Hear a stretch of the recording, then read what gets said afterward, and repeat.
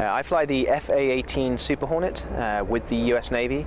That's part of a program, however, called the Long Lead Specialist Skills Program, which is a program for British personnel to come and train with the United States Navy and the United States Marine Corps in order to gain experience for the future British carrier program that's coming into service in 2020.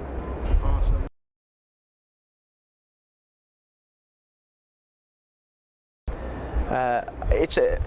Essentially, it's a huge privilege. It's amazing to see the way the United States Navy does its business at sea, particularly in terms of operating aircraft at sea. No one else in the world does it like this, and so it's a great adventure to be part of that. But it's also a great privilege to be able to see that, and it will certainly stand me and others like me in very good stead for the future, because we're trying to build these new aircraft carriers that they're going to be very versatile vessels, but they require personnel who have the right qualifications and the right experience to be able to operate effectively and efficiently. So what that means is that whilst it's great fun and a huge adventure to be flying here in the Western Pacific, in one of the premier maritime regions in the world, our program actually goes beyond that and is to do with a much wider basis of experience, be that in operations, be that flying, or be that, say, in intelligence or logistics or command, etc. as well. So it's a wider program that we're here involved with our American allies.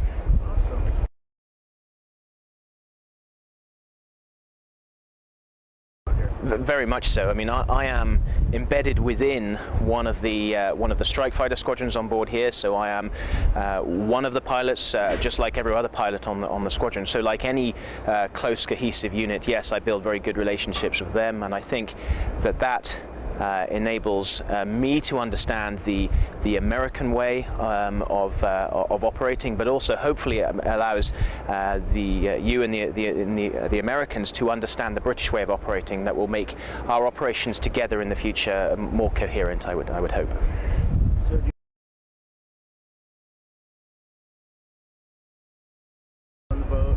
Absolutely. I mean, in terms of receiving me, I mean, it's always fun to be operating with another nation, and I think particularly with our shared history between the United Kingdom and the United States, there's always a fair amount of fun banter between ourselves and our respective countries. But that's all part of the fun of being in the military, certainly. Yeah.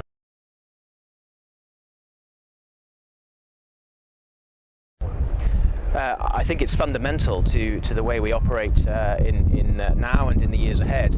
I mean, alliance partnerships are very important across the world for global stability and global prosperity. So that's why exchange programs like this one here, like the wider program of which I'm part of to help regenerate British carrier strike capability by 2020, is all part of a multinational focus on interoperability for stability and prosperity in the years ahead. Absolutely.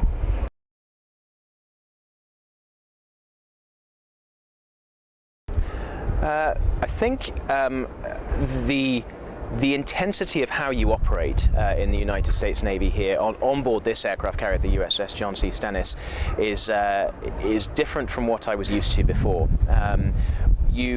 This ship is far bigger than the aircraft carriers, the old British aircraft carriers I operated from, with far more aircraft and operating at a far higher tempo and scale of operations.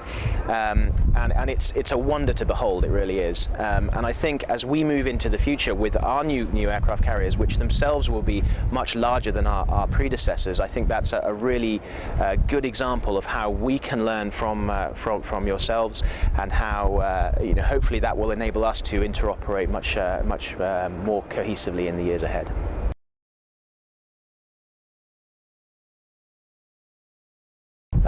No, I think I've already, I've said how much of an adventure it is to be here.